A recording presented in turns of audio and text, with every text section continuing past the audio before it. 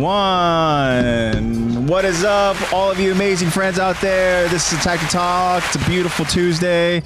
Yeah. 1 week from now, it'll be Christmas Eve. That's crazy. Yeah. Right off the top, guys, gonna let you guys know that this is the last stream that we'll be doing before the holidays. We'll be having next week off to go ahead and enjoy the holidays with our friends and family and all that good stuff. Are we taking the next 2 weeks off because of New Year's? And I won't be here, so I just won't be here. You're right. To be determined. Go ahead and we'll let you guys know. Let us know what kind of see you next wacky, year. quirky things you want me and AJ to do for New Year's. See you next year, y'all. And why it involves us, last time I'm being seeing romantic you. and intimate. I will be out as you guys of town. can clearly see, Zach is back. Yeah. Can you hit that applause for us, Lex? Again, yeah. Zach Attack is back. He's feeling better. I told you guys he'd be here. Am I a liar? Sometimes. Sometimes. But did I lie about But this was not one of those No. Zach is here, and we're excited to have Zach back. Zach, how the hell are you feeling? Giving you a warning. Yeah.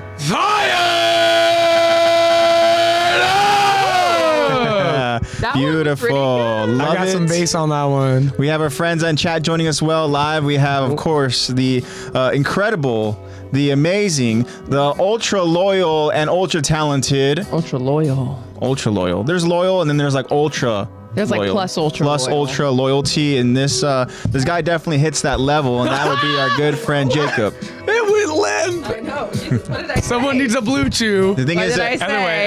Other way. so if you go ahead and you screw it left, it's lefty loose, right? It's righty tighty, lefty There you loosey. go, yeah, you gotta do loop. But you gotta disconnect it. There you go. Whole revolution.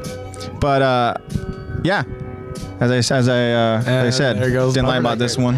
When are we gonna lose the phone? Yeah, Jacob is here joining us in chat. And of course, we have our friend Marco. Marco is here in chat as well. What's up, Marco? Hope you guys are both doing well. And let us know what you guys have been up to this past week. We will be continuing on, guys, with episode 3 of season 4, The Door of Hope. We'll be finishing that episode. We close out this episode with some good shit. I'm not gonna lie. This is some good shit. It always is. We have a poll question that we get to go ahead and talk about today. Yep. It's kind of something we talked about last week in regards to one specific character, that character being Reina. And spoiler warning to any of our friends who are not aware of who this injured soldier is. Yeah. We have a soldier that we'll be talking about, and this soldier we've seen before. And yeah, the soldier is going to go ahead and drop some facts on our little pal Falco. I used to be an adventurer like you once. It's funny. Took an arrow to the knee. We're going to talk about it, but this dude does not. He literally, so while he is like incognito over in disguise in Marley, right, portraying to be this this character, he's literally like speaking the truth. Spitting facts. He's like not hiding anything, you know, and so. Well, he has no reason to hide anything. He's like, oh. Yeah. What's this little boy gonna do? Who's gonna fucking believe him? Yeah. I know. The leader of the devils has no Little boy has a crush on female me. Pretty much. Asking questions that he knows the answers to and shit. Yeah. This idiot. There's also some parallels between Falco and this injured soldier, so we'll go ahead and, of course, we'll talk about that. We'll get into all that breakdown and discussion. You guys know the drill, but yeah. So at this time, again, I'm your host AJ, and joining me is Lexi, and of course Zach. Zach is back. Zach has not been here last 2 weeks. I stated he was feeling a little unwell, but Zach is back. We've missed Zach a lot, and we know that our friends in chat have been, wishing you well as well, and yeah. So watching One Piece, bro. You've been watching One Piece. We all know. What's funny is that last week, Jacob was talking about how he stopped watching One Piece to let me catch up. But I told him, I was like, "What episode you on?" I was like, "Oh no, bro. Let me tell you what episode I'm on." And then I told him, "I'm well past Wano. Well, not well past. I say I finished Wano, and then it enlightened Jacob. He's like, "Wait, what?" And I told him the one I'm behind on is My Hero. So that's the one. But Jacob says everybody knows what I've been doing. And he's been doing some Christmas shopping. Yay! Kidding. Maybe not. But I'm assuming he's been watching One Piece. Oh yeah. Oh yeah. If my guy is on Wano, he's definitely been watching One Piece. All right. So at the time, I want to go ahead and ask how my friends have been. How they're doing and what they've been up to, and I want to start, of course, with Lex. Lex, what's your week been like? Concussion number 8. What? No. You're not actually supposed to catch up to me. Concussion number 8. That's why I have earplugs in, even though I'm wearing headphones, but they're like sensory earplugs. Yeah. I've been wearing earplugs at work. I got it on Thursday night. I was washing my hair in the tub. Oh no. And I went to like flip my hair. And I'm kneeling over the tub, and I went to flip my hair over, and I banged my forehead so hard against the corner. And I was just like, that's some like cartoony stuff. it is. That's some like stupid, like I'm admitting that. I'm admitting that was stupid. The bump just starts growing. I know. That's like some Grim Adventures of Billy and Mandy. Billy like, yeah. like freaking, you know. It's one of those, it's one of those pains where it's like the moment it happens, you can't think about it because it hurts so bad. Well, you just have I can to only keep imagine going. for you because it's one of those things where unfortunately you have the experience of And this is my 8th one. the effects of I think my what a first rodeo. concussion is. So the moment it happened, I was like, oh my God. Jacob says Looney Tunes type shit. No, literally. We have more than 20 combined. No, we do. That is sad. Gosh, that's crazy. God. Oh man. We're going to be so gone when we're 40. My Alzheimer's is going to have some superpowers to Yeah, it. seriously. But yeah, So just been dealing with concussion, it. I went to urgent care, whatever. It's better now. I've been hibernating. Actually, something that's amazing is that, obviously you're told, don't play video games, don't smoke weed, don't exercise, don't. I'm like, what the fuck am I supposed to do? So what did you do? Like, I have the whole day off because I got it on Thursday night. I had Friday off. Yeah. Then Saturday, Sunday, no work. I went back to work on Monday, but it was tough, but I did. And today was the first day it's actually starting to feel normal, but I still have pretty much a little bit of pressure, a little bit of fogginess in my head. Mm-hmm. But I did it for 2.5 days. 2.5 days I went no weed, which is incredible. Wow. Those feel like some long Tiny days. tea break. I would imagine you probably. I know, isn't that incredible? You spent that time. I went from 2 hours to 2.5 days. From someone who can't. Well, hold on. You filled the void with sleep. I did. Right. I did. Which is like same. what's pretty much best How for a crazy were the concussion. dreams on that second night? I don't even remember sleeping. Oh, damn. I was a rock. Pillow head came back up. I was a rock. I slept for like 20 hours when I think it was like Friday Ow. into Saturday. I slept like 12 hours through Friday night, and then I took like a 4-hour nap, and then I went to bed at like 9 and was like, I'm bye. I mean, that's the best thing you can do for yourself, right? In that I am moment. bye. Sorry. Clip it. Okay. For those of you who don't know. But yeah. Everybody in chat freaking all of a sudden like, whoa. They're like, what? Huh? Yeah, huh? What? Yeah, it's been getting better. And then, I can't even play Marvel Rivals, so that's been easier. Mm-hmm. I did, in fact, play 2 games as Moira on Overwatch on the second day. She closed her eyes and held R2. And I know, literally, you just hold your eyes and hold the triggers. But because I know Moira like the back of my hand. Okay. I love that. I love that girl. Yeah. And I ranked up off of 2 games. So I guess I was doing something right. But yeah, concussion number 8. And Zach, you didn't hear this last time. I only have 6 episodes left of My Hero now. Okay. Nice. And I only need to watch the most recent episode of Dandadan. Oh, wow. Okay. Nice. So That shit is threw me for a loop. Threw me for a loop. No, honestly, I was like, I don't know what this is about. And I started watching it, and I was like, oh. Now I can't stop talking about like Okaroon's balls. Your golden balls. Okaroon, your balls. It's an interesting show, but And I fucks with the music heavy. No, the intro song is really good. I told you it's a Pikmin. It's funny because it does sound like it. It's funny because I was talking, obviously, Luca, my boyfriend. Hi, he knows that. He's in California now. Whoa. Wow. Or no, his layover was in San Francisco. He's home now. He's in Vegas Oh, okay. Ooh. for the holidays. Very cool. His team went to Shout out championship finals. to Luca. But anyways, even he was saying that he was like, yeah, you probably shouldn't watch Dandadan because the intro alone would probably put you into a coma with my concussion. I was like, oh, you're right. So Granny got me feeling something. Okay.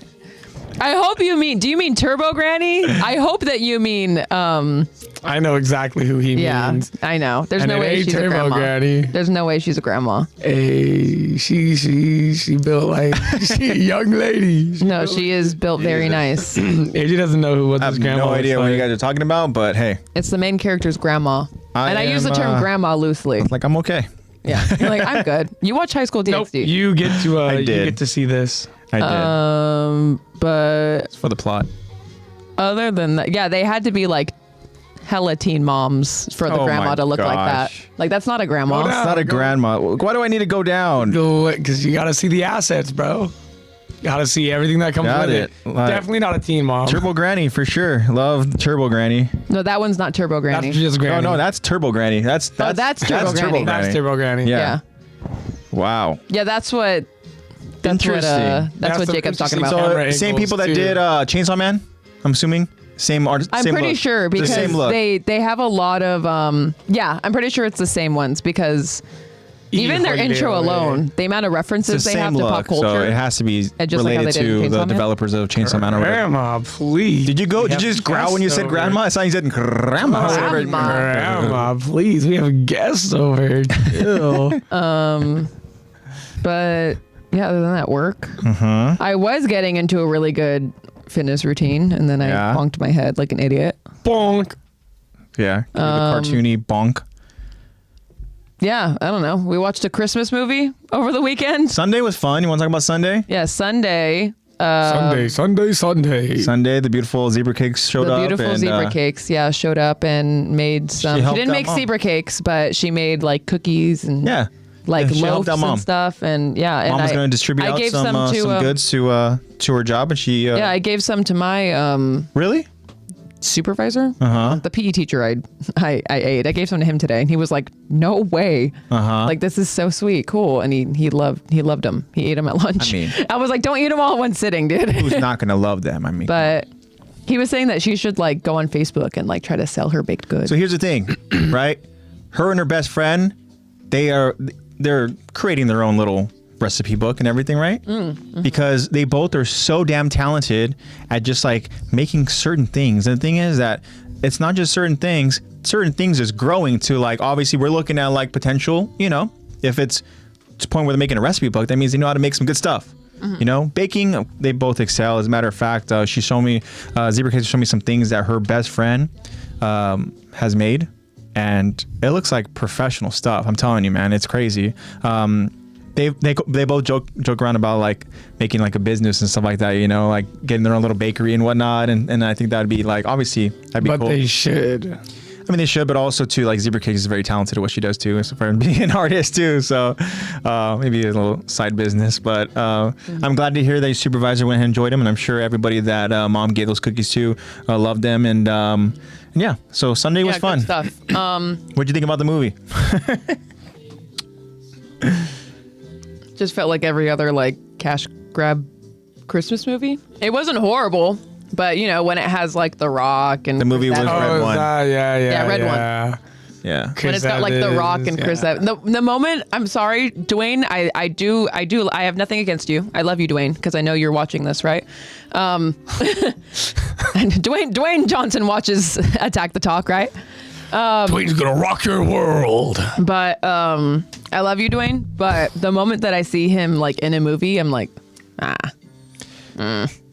I mean, does he not kind of play the same character? yeah. Every fucking time. Great. Have you seen slightly that- sweaty t-shirt. Yeah, have you seen that Cargo meme where pants. there's a pphoto of him Heroic from 4 different and- movies and they all look like the same scene? Yeah. The thing is, it's like it's one of He's those just things like where the big softy. me and Zebra Cakes were Kong, talking about Fast it. and Furious. Me and Zebra Red Cakes were One. talking about the fact how Jumanji. he tries to be like this heroic, you know, character, right? He's trying to go out and be the good guy. He has, you know, those great morals and stuff, you know. We are definitely live. What's up, Josh? And I hope you're doing well, my friend. We miss you. And here's the thing. You have a character that's like in Chris Evans where he plays kind of the scumbag. And I like Chris Evans' character more than I like freaking this righteous, Me too. you know, like Dwayne Johnson I like character. Chris Is he Evans as a supposed to be a scumbag. reindeer? No, he's not supposed to be a reindeer. He's No, pretty he's much like like the he's the main bodyguard. elf. He's like the bodyguard of Oh. Santa, and then the whole premise is that Santa gets taken. And if anybody that wants to watch it, I mean, hey, if you're into those kind of movies, it's cool. I enjoyed wasn't watching that it. bad. I enjoyed watching it because it's like while it's cheesy, it's still like it's watchable. I You know, just it's- felt like there wasn't a reason to like care about a lot of the characters. I feel like I wasn't given a very good reason. Other than Chris Evans' character, he was given a little bit of a reason. But yeah. So I mean, I had no reason to really care about The Rock. Never fear, Jack Black's movie. What is it? Dear Satan. is oh coming out. yeah. Really? Yeah. Yeah. Amazing. And probably gonna be better than Red One. I hope he sings. Yeah. I seen the Rocket's chopper. Right. Dude, yeah. See, that's what I was saying. That's where the reindeer comes in mind. I Like, was like, see, he should've plays the just been a same reindeer. role. The Hey, same role. Yeah, same for role. everything. He's At such least, a typecast. at least doesn't he know reindeer. knows his range is dog shit. Yeah. Yeah. Josh has Like, also he's been a- busy he's a with cool Marvel guy. Rivals. Very, very cool. Bro, who are you playing, Josh? That's what. Yeah, who's your main? That's what I got on. Who you playing? Awesome. Oh, also, while we wait for Josh's reply in chat, yeah, glad to hear that Pretty you're much feeling it. better. I had so many plans this upcoming weekend because it was like the weekend after all my Nice. friends finish their finals for the semester Mm-hmm. and are like done with the semester. So we're like, yeah, Friday the 13th, we're all gonna go get tattoos, and then we're all gonna go to the club, and then Because in the club, we're going to the flea market on We all Sunday, fam. and then I got a concussion Thursday And Lexi night. went, bonk. And I literally texted them and I was like, guys, I can't go. And I don't think any of them went anywhere. Damn. So we know who's the glue. You're the glue. AKA, I'm the planner and I'm also very pushy. So I'm like, you're going. So if I'm not going, then they're AKA, like, she's the DD. So they're like, fuck. exactly, actually, because I don't drink. One of us has to not drink. Yeah. Fuck. That's actually exactly what it is. Like, Dee Dee can't go. And also the bossy one that makes us go places, she can't go. So There it is. let's just not go. Awesome. We're going to have fun. Yeah. You're going to come and we're going to have fun. That's pretty much how I invite my friends out. You ain't gonna eat your Yeah. food, and you ain't gonna like it. You're going to like the Exactly gay what it club. is. I swear. Better than regular clubs. You're gonna shake that ass, and you're gonna fucking love it. You're going to like it. Yeah. Who should Smile for the camera. Good stuff. La la la la la. Zaxter, we missed you, What's Zach. up, So what have you buddy? been up to for this past month? Okay. I know. That's what it fucking feels like. How you been, man? I know got you're feeling sick. better. Feeling better. Feeling a lot Yeah. better. Still fucking tired Yeah. just because of work. Had work parties for Christmas. That was cool. Okay. I got one free meal at this little place right up the road. It was terrible. The food was terrible. It was swordfish and it was like super dry and the sauce was bad. But I mean, it was free food and the drinks were good. The drinks are what kept me aflowing. Then the night after that, I had another Christmas party and that was for the restaurant. And I actually got a gift. I got a couple beanies. Oh, I wow. got a little survival travel kit, which was actually pretty fucking cool. Those are Hi. nice, actually. It's got a You never 6 know. foot by 5 foot blanket. Okay. The little fold up one. Yeah. It literally They- folds they up fold to like up this super big. tiny. Yeah, it's so cool. You said you can't fold a paper more than 8 times? Is it I think it's 8? 16. It's 12 or 16. Really? Yeah. Oh, Yeah, it's a lot of folds. It's double digits. damn. Yeah, it has like a 5-star. It has a bunch of other cool shit. Yeah, I got free Benihanas. That shit was awesome. Oh, And then, nice. Then my sister ate it because she's back home now. Okay, cool. That was Family's awesome. Back in town for the holidays, right? Yeah. Yeah, I'm sorry. I'm so mad that she ate my fucking food. I got to work the next day and I was like, cool, I got my lunch. Didn't even check it, put it in the fridge. Got to my lunchtime, put it in the microwave, pulled it out. It was warm and it was just rice. There was no seafood or beef. Oh, wow. That's kind of rude. And then I text her and I was like, you ate my shit, huh? She's just said, I'll be moving out now. No, it's fine. I really didn't care. But I got into a car accident. Whoa. That sucked. What? How bad? Not bad at all. Like my car is like totally fine. Just a little fender bender? It's because some dude brake checked me, like hardcore, like committed to the brake check. So 6:30 in the morning driving to work. I don't care if I douse myself. Whittier Boulevard. I And don't care if I dox myself. It's crazy. Whittier Boulevard and Gun right by the middle school. Driving down there. Toyota in front of me, Charger behind me. Charger's going like 70. I'm going like 55. So I get to the right lane. I turn my blinker on. The Charger shoots past me, gets into the right lane with his blinker. And then the Toyota waits, no blinker, cuts off the Charger, and the Charger almost goes straight into him and then cuts around him. Now I'm behind the Toyota, and there's a car to the left of me. You're You got dropped off. His Bell of Tacos. Yeah.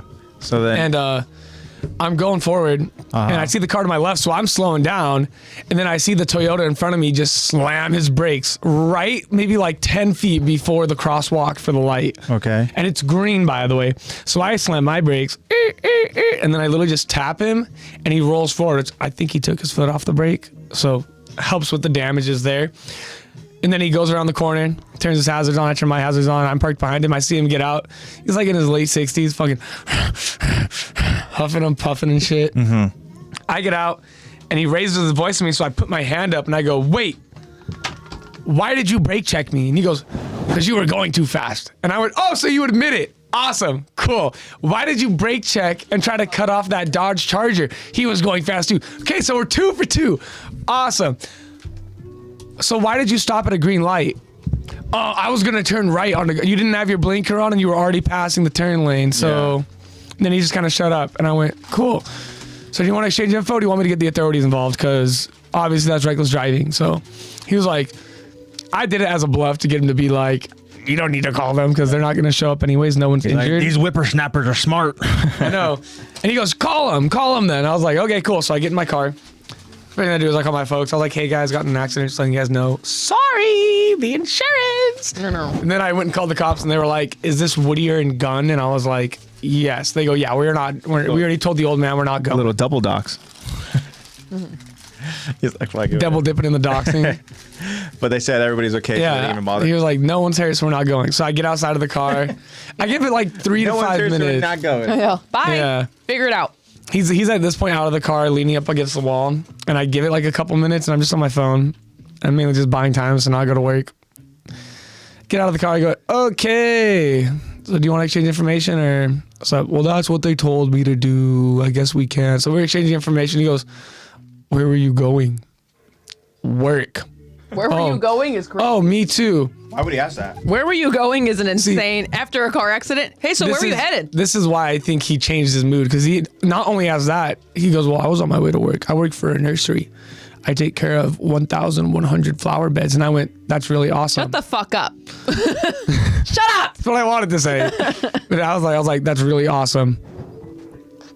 And then he gives me the information. And I go, can I leave now? Can I go to work? And I'm late too now, thanks. And he goes, yeah, you know what, man? I just wanted to say, like, hey, I'm really sorry. Like, hope you have a good rest of your day. And I literally was like, and you apologize. Cannot wait to tell that to insurance. Mm-hmm. And I was like, you can call them, not me. Yeah. I had no damage to my car. He only had, like, the little back of his fender. The sides popped out. I was this close to when I was taking the picture just to going and smacking that shit in. But I was like, I'm just going to leave it alone. He got mad at me because he lost a reflector, a back left reflector. Wasn't there when I hit him. I know because I was watching the car as I hit it. And I literally walked into the street, looked around, and I was like, wow, this is where you cut me off and you brake checked me. And I don't see a reflector anywhere, so I don't think you were missing it today. I think you lost it a while ago. And he was like, whatever, have a good day, bro. And drove off. I have not heard from insurance since then. But besides that, I went out with my sister on Saturday. Nice. How was that? It's cool. Took her and her friend over to Pasadena. I actually ran into a buddy there who I wasn't expecting to run into there. So it was pretty cool. I had someone to talk to. But yeah, that's that and work. Not too about shabby. It. Not too shabby. AJ, your Good turn. stuff. It's Tuesday, isn't it? It's Tuesday. It's Attack to Talk Tuesday. Our beloved host of that Attack to Talk Tuesday. How's your week been, bro? Good, man. Just gearing up for the holidays.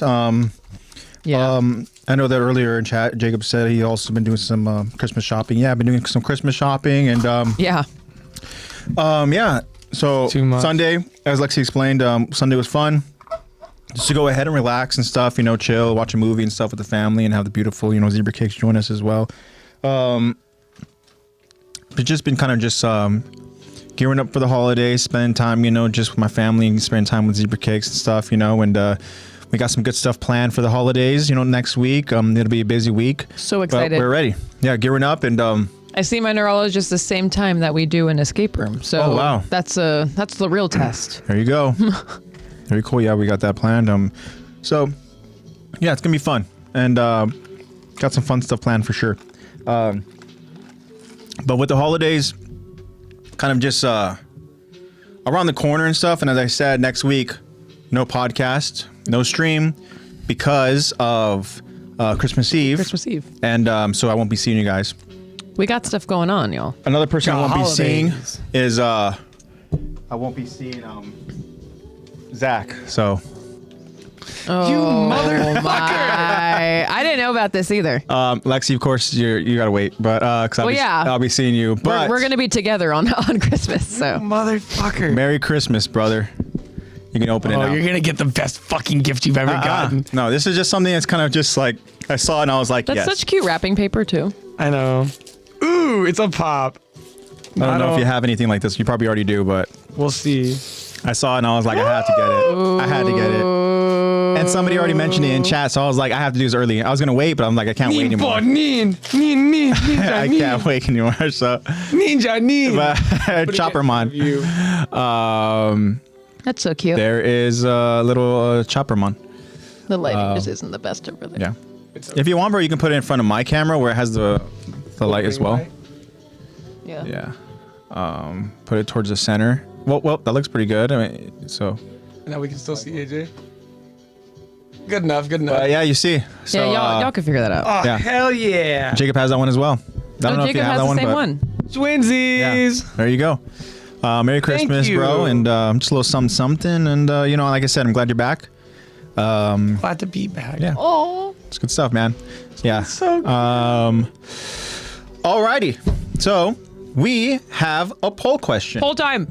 and I'm excited to see what you guys voted. I think I know where the votes are going to go. But this is again something that we talked about last week. So to kind of just do a recap before we do the story, and of course before we do the Q&A and the poll questions, kind of what I did last week, I think. But Raina now is taking on the mantle of being the Marcel. He said that Raina is dead. I'm Marcel now, pretty much. And we see that as they infiltrate the walls out over in Parody, we see that Raina has really embodied this role. As a matter of fact, we see certain things happen where it's like Raina. I don't want to see too much because we're going to see some also when we cover as far as the developments and whatnot. But what we need to know again is just that Raina is the cause of Marcel's death. Raina is now taking it upon himself to go ahead and become the leader now, so they can continue on with the mission. Annie went underground to go ahead and see what's going on and try to get information about the founding Titan. This was after, of course, Bertold went ahead and infiltrated with the moment we all saw. We started off the series with his colossal form, breaking the walls down and allowing the Titans breach. All the chaos ensued or whatever and stuff as the chaos started. And then we got that moment too where the Dinah Fritz Titan walks past Bertold. We obviously understand why that happened again. Yeah. And then With context, that's a crazy scene. yeah, absolutely. And then Annie wakes up to go ahead and find herself in the walls. As I stated again, she went underground to go ahead and find out what's happening. And then she's like, you know what? I'm ready. I'm ready to get out of here because she encountered a familiar foe to us, not to her, but that familiar foe being Kenny, the Ripper.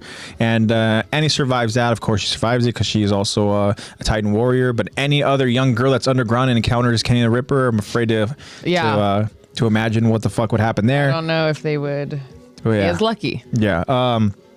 But nonetheless, Annie's like, nope, guess what? We're done. Raina explains to her, like, look, 5 years. Right? He says 5 years, right? He said 5 years and the little information that we have. He said 5 years and And so, Raina's doing what he can to go ahead and keep morale, keep the all of the comrades in line. And he's not too fond of how close they seem to be getting to the yeah, she questions Raina's I guess his kind of connection towards these devils, and Raina talks about how he has to build a relationship with them because he's trying to earn their trust. Yeah. And she should probably try to do the same. Playing the part. Yeah, playing the part, of course. And then another interesting thing that happened, of course, would be Bertold and this dream, right? This dream that he has.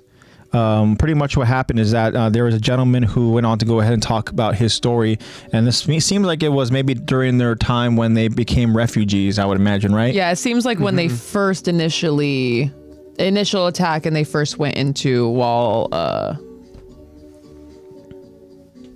Maria. Wall Maria, yeah. So we got Maria, Rose, and Cena. But yeah, so Wall Maria, and then and so this gentleman goes out there and talks about his story and how he survived and how he left 3 kids. Who's concussed? Much like the kids he's talking to here, these young Titan warriors. And then, what ends up happening is this gentleman unfortunately decides to, call it a life. Call it a life. I'm like, you know what? The thing is that's been good. Anyways, this man is obviously very worn and he's very just exhausted, and you could tell he's just been battling with a lot of stuff in his mind too. And the fact that he literally survived and his family didn't is obviously taking a toll on him. You could tell. He's like, man, I'm too old to be living through a whole nother tragedy. Yeah, he decides to go ahead and leave this world, and then what he ends up doing, or I should say what Berto ends up doing is he essentially. Let me go ahead and see again, but this dream involves that man. Yeah, he dreams about him. And he says, I keep having this dream where I see that guy from the mountains who hung himself. He must have been planning to do it. So why did he tell us his story first? So yeah, it's the fact that this guy went ahead and explained this whole story and then ultimately did what he did. Kind of, I guess, confused Bertolt, and Bertolt was really thinking about it in his sleep as he slept in very strange positions. Yeah. I think that's the most interesting part about it, is that he's dreaming about the Hanged Man, as the pose that he's doing is the Hanged Man tarot card. Yep. That's the pose that he's doing with the crossed legs and the hands behind his back, which is so cool. Yeah, so that was a great point that you brought up as well, something that, of course, I had no idea about, and this goes to show, again, the extensive writing details that the creator Isayama really just put into the story. But, so, Bertolt, they ultimately end up using this story to go ahead and try to, again, convince the Island Devils. But anyways, all this to say that Reina is embodying this role as being this leader. After being told that you weren't even deserving to be here, it seems like he's now kind of like, for lack of a better term, overcompensating. Yeah. And do you remember what the nickname was for Reina from the Commandant Sadis? Oxface. So, which, you know what? Not that wrong. In comparison, could have been worse. Yeah. But so something that Reina said in response to Oxface's question, it's not Oxface's question, to the Commandant's question. Yeah, Oxface. No, he's Leatherface. That's a different kind of face. He said, just what in the hell did you come here to do? And Rhino, with passion, adamantly says, I'm here to save humanity. And that's when we talked about, like, his humanity, right? What you mean by that? Which humanity? All right, interesting. What you mean by that? But anyway, so Rhino is becoming this character. He's becoming this leader, and then we understand too that he is, honorary Marleyan. He is obviously a Titan warrior who, through training, deserving or not, became this character that ultimately survived the Island Devils and now went back home and has a story. And throughout that journey, you got to go out there and kind of separate the two characters, right? You have Island Devil Soldier Reina, who is obviously much younger, who embodied a lot of different characteristics from other people, I would imagine, around him. I'm sure there's a little bit of Marcel in there. I'm sure there's other characters that he kind of used to go ahead and tie into whatever it is he's trying to become. And then he has that warrior version of himself that grew up just with his aspirations of trying to become an honorary Marleyan, wanting to go ahead and fight for his family, for his dad and for his mom, and then ultimately finding out that his dad wanted nothing to do with him. And then his mother, he's fighting for essentially his mother to have this this piece of living over here in Marley as this honorary Marleyan. Yeah. And then he has his aspirations and what he's fighting for. I want to be seen as human, bro. Honestly, as sad as it is to say, I mean, there's like all these people who are trained to become the weapons. Yeah. Right? They are the weapons. So and if you're a good weapon, then we'll let you hang out with us, I guess. And we want to find out from Sit you at the guys. table. We want to Yeah. find out from you guys how good of a weapon was Rhina. Is he good enough to go ahead and be perceived as a good leader? Last week's episode was, is Rhina a good segue. leader? So Rhina, is he a good leader as a warrior or a soldier? So again, I think I have my idea, but I would love to hear. and as Jacob tells us that he voted for young Rhina, so that would mean he voted that Rhina was a better leader as What you mean by a that? soldier. So Lexi's going to go ahead and give us the information as far as how you guys voted. So we asked you guys which Rhina is superior, is what we asked. And your two options are Marleyan Warrior Rhina or Parody Soldier Rhina. And with how the votes fell, also, may I just say, we got almost 50 votes on this. Beautiful. Yeah, Fire. that's crazy. But I gotta say, the results did not fall the way that I thought they were. Are they close? I voted with the latter, but it's 64% and 36%. Okay. It's not bad. That's not a big discrepancy. Yeah. So 64 was young Rhina then? How would you vote? Okay. In terms of who's superior, older Rhina is superior. The Marleyan Rhina is superior. The warrior, because he's a warrior. But in terms of like who's a better soldier, Parody's better soldier, better leader. Yeah. Notice that we didn't say superior at what? Superior at what? If you're gonna talk about all around superiority, just due to the sheer amount of firepower he's got, I'm gonna have to say the warrior. So you would say that is the most superior version of Rhina? In terms of like overall attributes, I'd say yeah. Okay. He's been through some shit. He's able to make tough decisions because he's been through the shit, made mistakes. I'm just looking at the differences between Wit and Mappa's animations, and Wit barely gave Rhina eyebrows. At least Mappa tried. Anyways, how did you think they fell? Superiority in terms of qualities and traits that Rhina had. Real or not, fake or real, I think Soldier Rhina really showed the best version of himself. And that's the version we talked about where he needed to go and stay on that island because that's where he was at his most peace. Yep. Whether he was internally battling, those convictions of Marleyan, ideals and Marleyan directions and whatnot, and what Marley wants Rhina to do. Some may say that can be a little bit of brainwashing because even Porco said that, he's the best Marley cheerleader. But the Yeah. moment he gets on that island, he forgets about Marley. He becomes this person who is the best version of himself. Granted, Zach has a great point when it comes to superiority with his sheer, traits and strength and what he's able to do in terms of being like this weapon. But I think Rhina does a good job of really being the hero that a lot of people need. He's that kind of hope of a character. And granted, Would you argue that Rhina is more Rhina as a soldier than he is well, that's the as thing a is that I Marleyan feel warrior? like that is where Rhina shines the most is over in Parody. Yeah. I agree. So when I think about it, again, I think I like to think about these like poll question and Q&As like in a very like deep way. Yeah. And but if it's just going based off of like what is the superior Rhina that you want to go ahead and have in battle and this and that, like I 100% agree with Zach.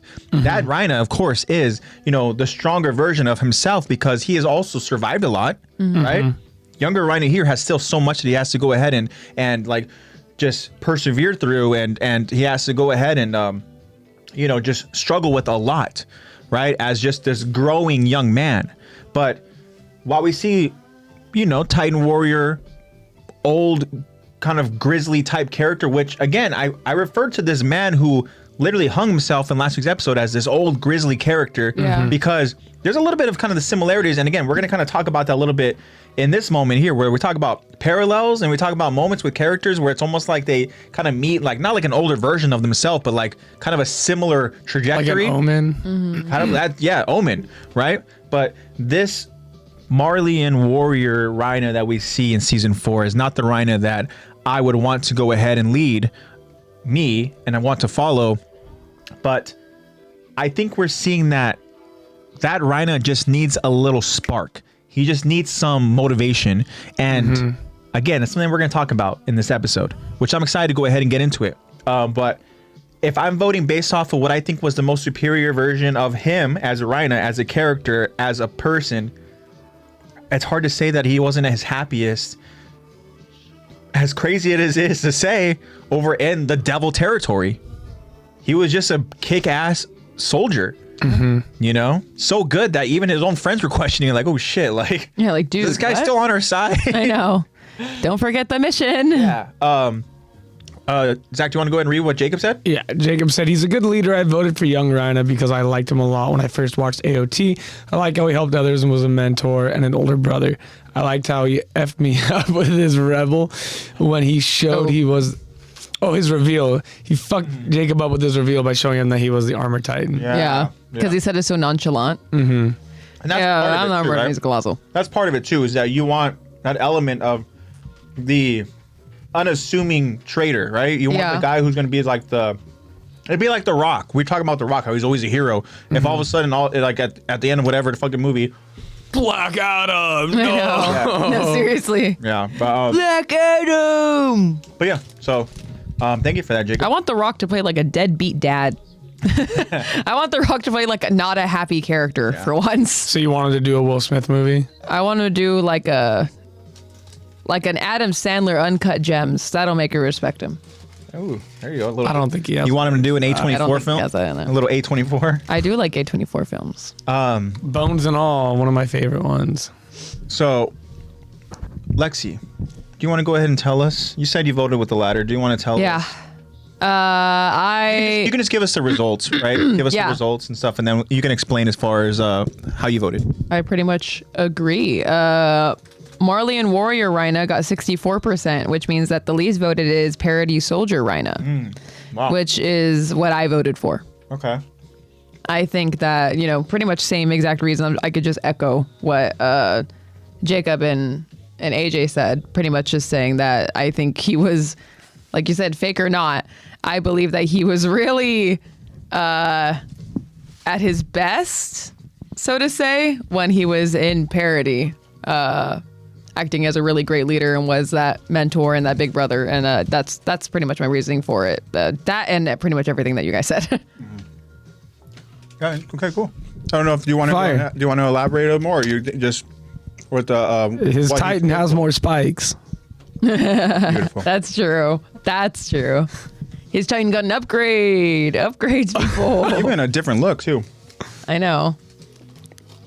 But yeah, thank you to all who voted. Also, quick shout out to ArtofCesar because he just painted an absolutely awesome Attack on Titan piece that took him a year to do. Oh, that's yeah. sick. So Did we post I it? just reposted it on the story. Beautiful. He said thank you, all that. Go check it out, Al. I was like, Damn! Holy shit! So that's probably yeah. pretty huge. I'm sure that's as big, if not a little bit bigger. Yeah, go check him out. You could buy the original. It's about 22 inches to 28 inches by 28 inches, which is crazy. And it was a commission, and he'll have prints of this available this upcoming week at Frankensons Okay. in City of Industry. Yep. Yeah, in City of Industry. If you guys are in, the If you City guys of happen to be Industry. over in the area, but if not, go ahead and follow Caesar over on his Instagram. Can you want to say what his Instagram is? Yes, his Instagram is art, A-R-T, _of _ Caesar _ So that's ART _ OF _ CESAR _ Check him out. I just reposted his beautiful artwork. Please check it out. You can get to his Guys, page from you need to there. check it out. Honestly, it looks amazing. Really cool stuff. Go scope it. And it was a commission. You guys can order commissions from him too. Yeah, check it out, guys. I don't know if he still has his Etsy available, but He's got some good stuff. yeah, Caesar's the man. He's got a really cool art Super style. talented. But Shout yeah. out Caesar. Yeah. Good stuff, y'all. Thank you to all of you who voted in the poll. We got almost 50 votes. Beautiful. Incredible. That's Let's one of go our for- highest. 55 next week. Guys, make sure to like, subscribe, click that bell, and follow us on Attack the Talk Podcast on Instagram, please. Smash that Because, subscribe button. That's where we communicate with you guys the most, whether it's polls, Q&As, story postings, wishing you guys a happy Kwanzaa. Yeah. Happy holidays. Yeah. Thank you for your guys' support and all the votes. Thank you guys so much. Want to hit that applause for all of our friends out there. Thank you guys. We love you guys. All right, great. So we do have an episode to cover. This will be part 4 and the final part of our episode breakdown discussion of episode 3 of season 4. This is The Door of Hope. Jimmy's mom. Yeah. It's funny you did that voice. It made me think of for whatever reason. I just recently, I think it was this morning at work. Ed and Eddie, the cast for the first time. They went. I know I saw it. And I went to go try to get it, and I was like, ah. I'm sorry. The second you said it made me. I thought you were setting up for your mom joke. I got so scared. No. I've been hearing your mom jokes all. It reminds me of like that sound you made, like your mom last night. No. That's all I've been getting is your mom jokes lately. I'm not that ruthless. Is that what happens when you work over in a warehouse? Yes, that's all it is. Is your mom? Your shoes untied. I don't have laces. Yeah. You dropped your pocket. There's no laces on these shoes. That's pretty much the same thing of me at work, except I get all the incredible vocabulary.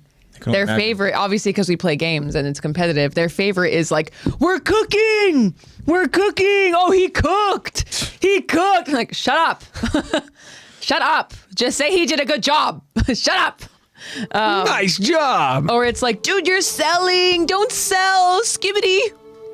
Shut up." So annoying. I'm gonna start banning those words. But what I was gonna say is that for the first time, the 3 voices of Ed and Eddie, they went ahead and they had a reunion over at a con event, and That's sick. Ed and Eddie. yeah, and it's so weird, kind of seeing the voice actors involved, you know, and You don't look like Double D. the guy, Where's your hat? the guy who does Eddie. Mm-hmm. Obviously, the kind of like the boss guy of the group. Pretty much the main dude. His voice was done. He was out there talking, and I guess because this was a 2-day event, whatever. His voice was already scratchy. Yeah, like well, here's the voicing thing. Eddie. So he had never participated in like some sort of like con type event, you know. So this was his first one, and Really? so he was just like excited to be there to the point where when he was up there and he got on the panel and they were like introducing. And so when he was talking, you know, he's kind of talking like this, you know, his voice really deep and this and that, you know, he's like, "Hey, I'm Eddie," and stuff, you know, whatever. Like, it's not. And then, not but Eddie. he was like, "I want to apologize for my voice because I've been yelling all weekend and I'm just excited to be here." Oh, okay. Because obviously, as he's walking around and fans who see him, I can only imagine he's probably yelling at them and maybe the Eddie voice, and that Eddie voice, like you said, is already. Yeah, the Eddie voice enough was. I'm just imagining like him screaming, and it was already scratchy. It's like walking around doing present mic all day. Yeah, See, that's the thing I couldn't even imagine. But yeah, it was cool to go ahead and see those 3 up there over on stage. The thing is, that guy, it's funny because if I Envy boy. that guy too, long hair, mustache, I kind of look literally like I kind of look like that voice actor right now with the same kind of like look and everything. It's kind of weird. You would think that voice wouldn't come from a person looks like this, like Double D, you know, like wouldn't come from like that appearance. But anyway, so and then the guy who does Ed, we're gonna butter toast or whatever. Butter toast. He's pretty jacked. I'm not gonna lie. And then I went to the store. He's Really? pretty jacked. The one who was Ed. Yeah. How old is he? I don't know. I would say he's probably ballpark, probably 40s? late 40s, 50s, whatever. But he has a very young sound to him. They all do except for Eddie, you know. But Makes sense. the guy. So the dumb Ed is so he's a Canadian guy with a Canadian kind of accent, whatever. But he talks. He has a young sound to him. So like Really? when he's not doing this or whatever, you know, and all of a sudden he's like, "Yeah, you know, when I did this and this," it was like very young cartoony type thing. I was like, "Damn, that's crazy." What a shapeshifter. I always think that's so cool. all, folks. And the thing is, it's cool hearing them talk in their normal voices and stuff, you know? And it just goes to show, like, in the talent that they have. But the fact that that was, like, the first reunion that they've had, you know, since, I guess, you know, the show ended or whatever. I don't know. But the fans went crazy for it. They also did a Grim Adventures of Billy and Mandy one. Oh, Really? Yeah. sick. Like, the guy who does I think his name is Richard Horvitz or whatever. He's the one who does Billy. He didn't go up on stage at first. It was just I think it was just maybe the creator, and it was just the girl who does Mandy's voice. Okay. And all of a sudden, while they're taking questions, you hear like backstage with a microphone. You go like, "Hey, you can't have whatever with this Billy voice. You can't have the thing without Billy, whatever, right?" Yeah, and it's just then perfect. he goes, Because Billy's voice is so hard to replicate. It's so like perfect. Yeah, and you know what he did? He did his freaking. If I don't get to go up there on stage, then I'm gonna destroy us all. Whatever he did, his little Destroy like, us all! yeah. And then anyway, so he went up there on stage. Everybody went crazy. But what was sad is that Grimm wasn't able to go ahead and participate because I guess the voice actor is dealing with like health issues and stuff. So Wish him well. yeah, wish him well. But yeah, I don't know why I made me think about that. I saw that today and it was like pretty cool. It's cool for anybody who's like gets nostalgic like that and stuff with certain shows. I don't know. Check it out. You never know. You might like if You don't know like what those we're shows. talking about.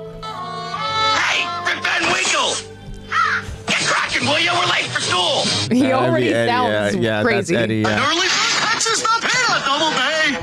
Double day. Double day. You guys have that beta double day. That's funny. They were talking about how they had to go ahead so and funny. they had to constantly like do like different like multiple takes on a lot of their lines because of how specific the creator wanted the characters vocal to sound. director? And he was just tonality like, of he's it. like, that, he goes, that doesn't sound like Ed or whatever. Or anyways, so I That can doesn't only seem like imagine. the way Ed would say it. I can only imagine, like, for somebody like Eddie who has to do that raspy ass voice, how many takes he would have to go ahead and do before his voice is just like done. Yeah. But Imagine. Dang, yeah, that's Couldn't gotta be imagine crazy. belting that shit out, having a monologue and being like, "Nope, you fuck up this one word." Like, great. yeah. All I can think about right now is "Holy smoly!" That's funny. Talking about voice actors, this is the part where we just start rambling. Yeah. Yep. But I've been really on a Left 4 Dead kick. So I've been like watching interviews of like all of the face models for them, and it's crazy. Nick looks the exact same now. The face model for Nick in Left 4 Dead 2 looks the exact same. Really? Like he could play him like for real. He's a pretty cool guy. And I was watching an interview of his name is Eric Layden. He's the voice actor who voices Ellis in Left 4 Dead 2. Okay. And when he's talking, it's funny because he's answering questions and he just used his normal voice pretty much, just made it a little bit more Southern. And it just sounds like Ellis is answering these questions. That's cool. Like, hold on. For those of you who know, How was your day? Was left that's the interview we're talking. You'll know when you hear him. Not that I know of. Hold on. Okay. So, We need to wait for him to start monologuing. Some began to say pretty. was to life. I noticed it just took Start talking. long you. Or I can't remember, but usually Oh, after the game, almost totally done, we go back one more time just for an hour and pick up a couple little things they need. Yeah, actually, you had this. Let's go to a Keith story. Sorry. Ever talk about time about a Keith? Yeah, I just found some for you. Yeah, that's cool. We have a question from Eggwarto. Do you? Oh my God. I'm. Eggwarto. Stock car. So many improv lines and everything that they're asking. I love cheeseburgers. Cheeseburgers are my favorite food. That sounds like Ellis saying, I love cheeseburgers.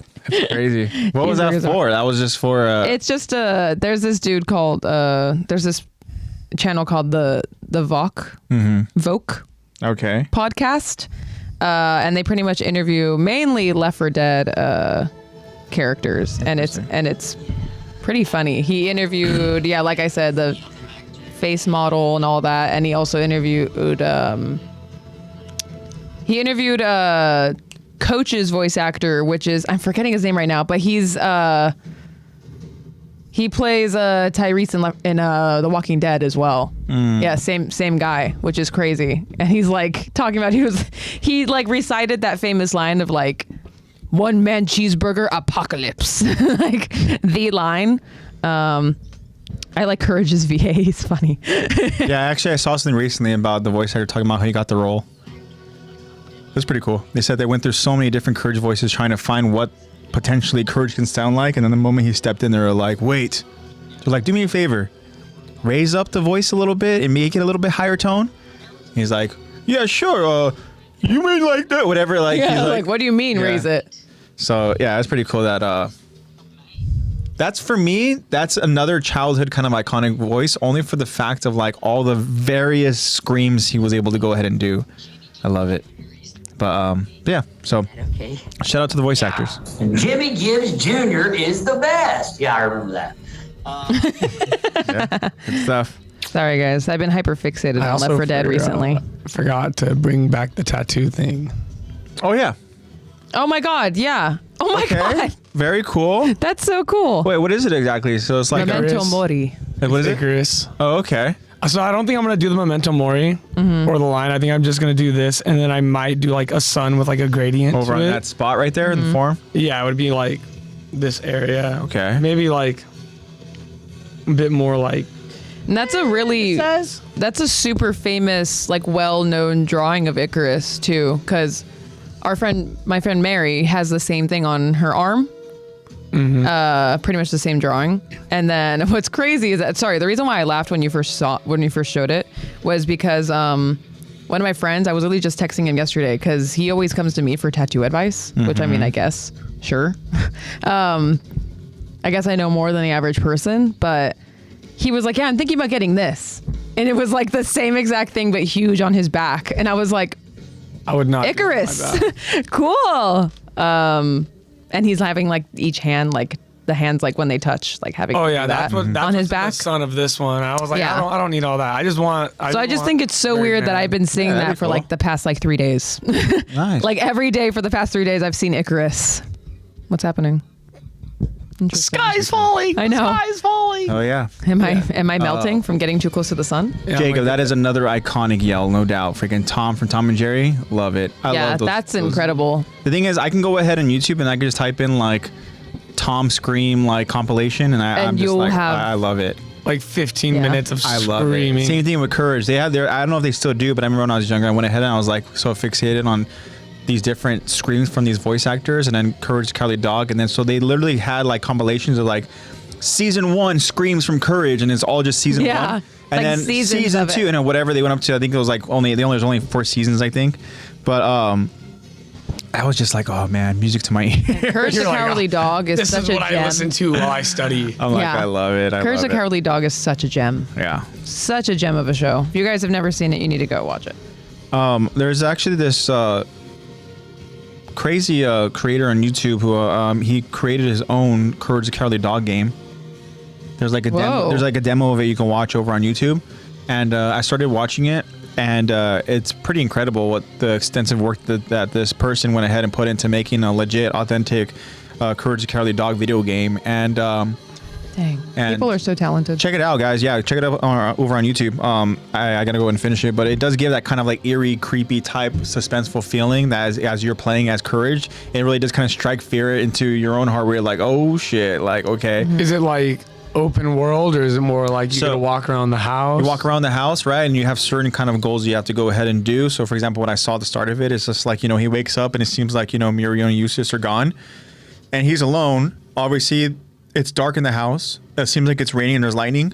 And then let's say, for example, you go ahead and you kind of like peek over to like the window, and then you can see like almost like little Easter eggs. Like it has like one of the episodes, like these 3 little like alien ducks, whatever. Oh, you can yeah. see the 3 of them kind of like walking, whatever, and stuff. You're like, oh shit, okay. And then whenever you kind of go around the house, there's certain little things that kind of like show like almost like again those Easter eggs. But anyways, the premise is like first you have to go find a flashlight, and then you have to go ahead and walk upstairs. You have to go down the hallway, and as you go Sounds like a through the survival hallways, game. you're No, getting like seriously. you get like the Fred, music, like the la la la. Yeah, the kids singing. La, la, Yeah. la, and stuff, and then you have to go through the doors and everything. So, anyways, it goes out and like really brings that suspense factor to it. The guy, of course, the creator of this game, he went ahead and he said, he doesn't own the rights to anything, and the rights to, Courage the Cowardly Dog are from, Cartoon Network. And from, the creator as well and stuff. This is just kind of like his, like, little like paying, homage to his childhood type a big fan. show and stuff. But what's cool is that he actually did use like the I'm guessing just audio and stuff like that, obviously. And then like so there's He like moments has where audio clips from the show you hear like Courage scream, and it's Courage's scream, which Very is really good. cool, because you can't Very replicate authentic. that. No. Yeah. But yeah, check it out. Okay, we have to go ahead and talk about the story. Yeah, we have a Titan to attack. Yes. Lexi will be our narrator today, and Yeah, because I don't have. Lexi does not I have don't have any lines. So without further ado, this is The Door of Hope. This is part 4 of episode breakdown discussion. This is season 4, episode 3. So Lexi, whenever you are ready. We continue the episode as Bertold wonders why that gentleman from the forest told them his story, despite having plans to leave this world. Now, we see the cadets using their ODM gear as they travel through the forest. Aaron struggles to maintain his balance as he tumbles to the ground, and landing beside Aaron is Rhina, as Rhina tells Aaron, Aaron, don't kill yourself. Just take a break. A struggling Aaron reacts, Shit! Hey, Rhina, how'd you get so strong? What do I need to do to be like you or Mikasa? I've got to change, or I'll die without accomplishing a damn thing. Rhina looks down at Aaron, seeing a younger version of himself, helpless, seeking to accomplish a silly dream. There's a brief shot of someone picking up a bullet to examine, but then we go back to Rhina as he advises. Just do what you have to. We go back to the person with now bullets loading a weapon as they can be seen wearing a Marley uniform. Rhina continues. Keep moving forward. The Marleyan reloads the weapon.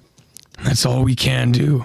Rhina reaches to help Aaron back to his feet, and Aaron acknowledges the advice. Right.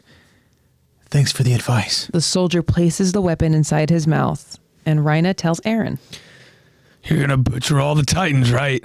I'm sure you can do it.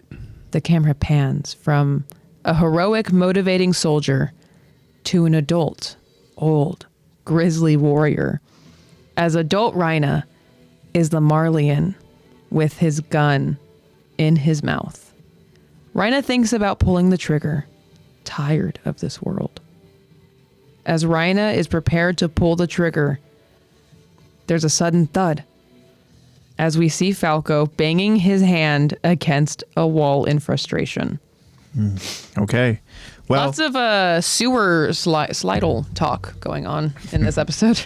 A lot of Kermiting and sewer sliding. yeah. So the thing is, as we talked about, right, when it came down to the poll question and kind of the better version of Rhina and the more superior version, and I kind of alluded to this kind of specific detail where as we see this soldier Rhina being there, helping out his comrades, right, these devils, in moments like this where Aaron, despite his goals and his aspirations, as Rhina tells him, like, hey, you're going to kill all the Titans, right? He goes, I'm sure you can do it. Mm-hmm. Rhina, of course, is embodying a different version of himself, right? But still, the fact that he is there to go ahead and help out somebody who wants to go ahead and murder all these Titans, the fact that, like Aaron, as early on in season 1 was talking about this, like, is that what they call him? The armor Titan? He's not that big of a deal, whatever. Like, Rhina has every opportunity to go ahead and have a lot of hatred to these characters. 1, because they're island devils. 2, obviously, when you have a character like Aaron, who is very loud and like, they call him a suicidal, maniac for a reason. Mm-hmm. Rhina has really no reason to go ahead and help this guy, right? Especially him. I get it. We've talked about him helping out Armin before in the past, with Armin struggling with their training and whatnot. Mm-hmm. But there is this leader right here that we see. But then also, as we see that leader, we get quick little shots, like little glimpses of just like present Rhina over here. Same Marley, dude, just completely different demeanor. Appearing to go ahead and also, call it a life, and just. I do like the music in it though, because it starts off as so inspirational, and then the moment that like it pans out and then we're about to get the reveal that it is Rhina with a gun in his mouth, it's like very I almost want to say that it's like a fiddle or like a viola or violin that's just like Probably a viola. how you evoke uneasiness. Yeah, and then again, like there is that kind of like Zach described it as an omen. Right? Like we talked last week, right? Same episode. This is still, episode 3, where that older man survived, he survived escaping his old home, right? he couldn't go ahead and bear the weight of just everything that came with it, and he couldn't go ahead and continue on, and so he ended his life. Now we see this version of Rhino where, he left home, he survived, he's back, and Rhino doesn't have that kind of motivation. He doesn't really have a desire to go ahead and live, and to the point where, like, think about it. This guy is a Titan warrior. To see him sitting down in this chair in this dark, empty room, getting ready to go ahead and end it, right? One, would that have ended it? Or is he, as this Titan form, is he going to eventually go ahead and come to? Like, do we know when it comes to, just committing that specific act as a Titan warrior, is that going to go ahead and end it? I would believe so. Based on the angle of the gun, I'm assuming it blows his fucking brains out. And a shotgun to the brain has got to.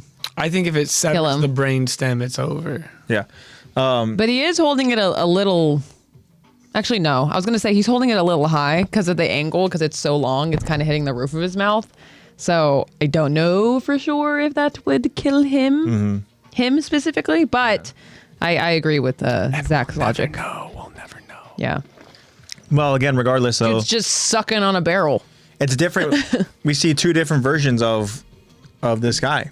Yeah, like all in the same scene. Which So is- poetically done. Which is, again, like, it's that poll question is kind of a it's funny. We're getting a lot of Rhina in season 4. It's funny thinking Diving about like deep. those two versions of him, right? Again, I can't Almost like help, he's Isayama's favorite character. Yeah, almost like, Oxface is his favorite. but I can't help the irony of just like the real version of Rhina is like this like really depressed character who has no will to live anymore. And then you have like the traitor version of Rhina, and that's kind of like almost like the best we've seen of Rhina as like as a character. Crazy. But that's Damn what we're good learning. actor. That's what we're learning though about Rhina. We're learning about his story here in season 4. But Sorry, Blue's crying at the door. as I stated, Rhina is helping out Eren. Eren is struggling. He asks Rhina, "How did you get so strong?" Noted, he says here, "What do I need to do to be like you or Mikasa?" Obviously, Mikasa is, badass Mikasa's as a well. Different breed. Speaking of a different breed, what is up, Eddie? Hi, Eddie. Yo. What's up, buddy? Hope you're doing well. Happy Yeah. holidays, man. Happy holidays. Happy Chrysler. So, again, Eren aspires to be like Rhina. He goes like, "I've got to change." And this is an important line because this is a line that's going to come back in the story. He says, "I've got to change or I'll die without accomplishing a damn thing."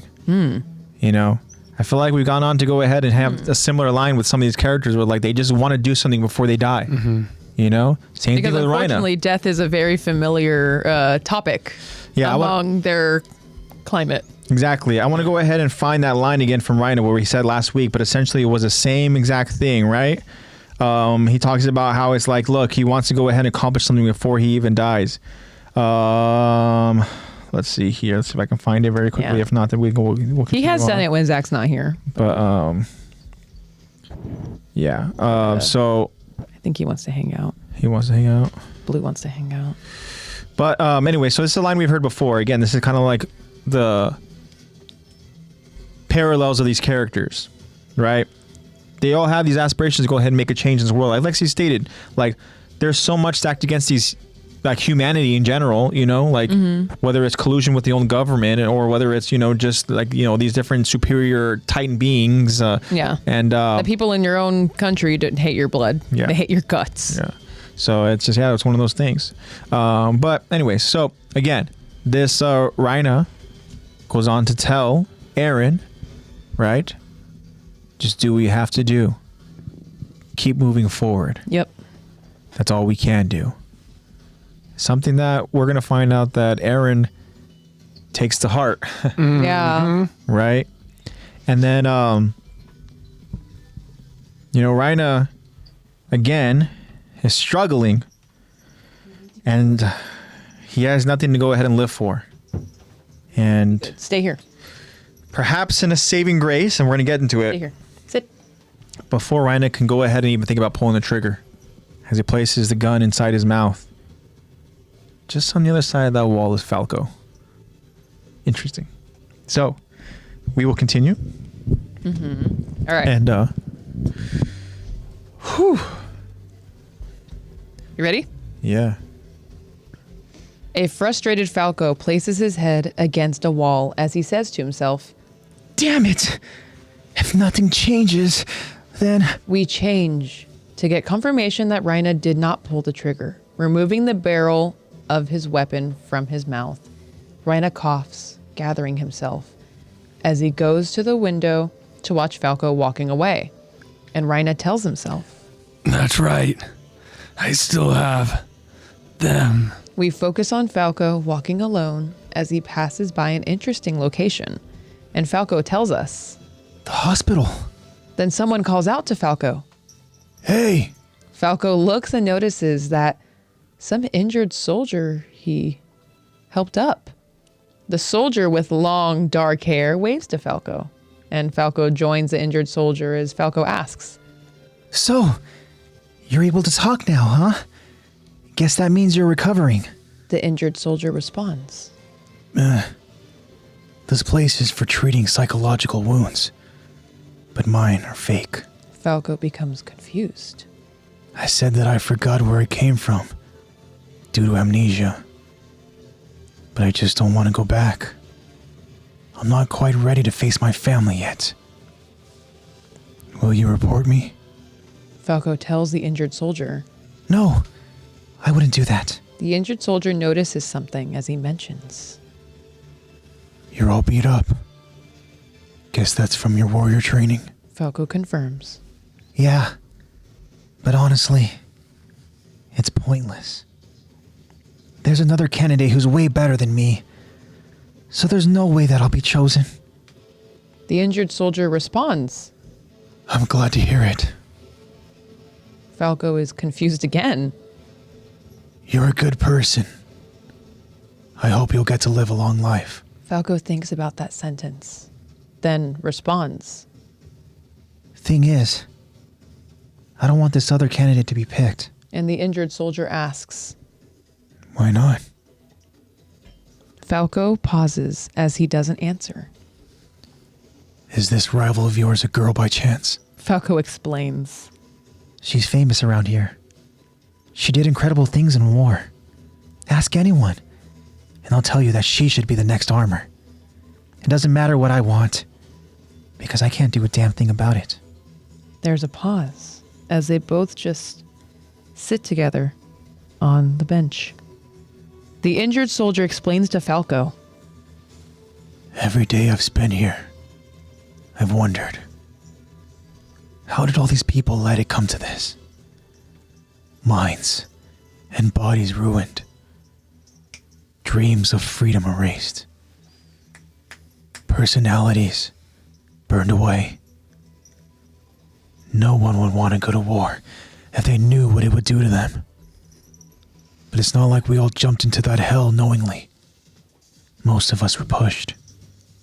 Some of us were pushed by other people. And some of us were pushed by the environments we grew up in. So, the few we do choose, the few who do choose to jump into hell, see it differently than the rest. And they're also able to see something beyond the hell.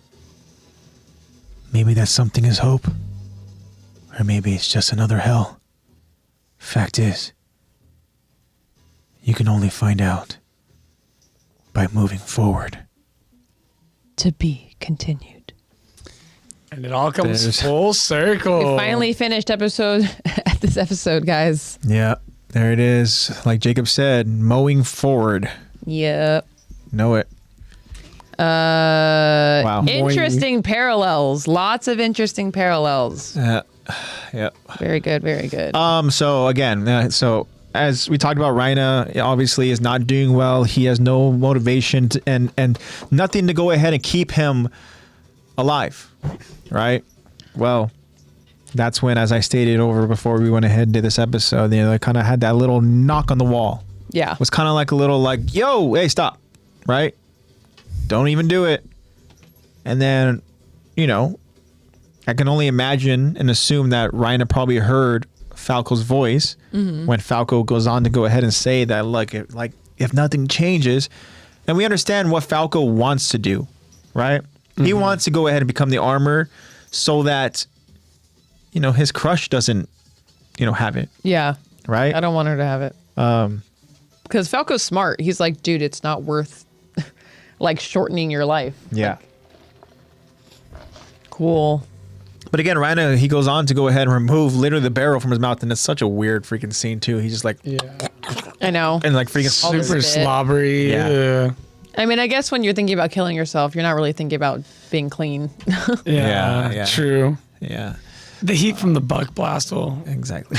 evaporate the liquid. Eddie says Aaron spins some wisdom. That's what I kind of talked about at the start of this episode, little where it's bit. like Aaron's not hiding anything. He's really. reflecting on his actual of course Falco thinks he's talking about something else, but it sounds like Aaron's seriously reflecting. If anybody knows Aaron. And then what's funny part about it too is that as you go and you watch the episode and you have the subtitles on, right, that it goes on to describe Aaron's character as Kruger.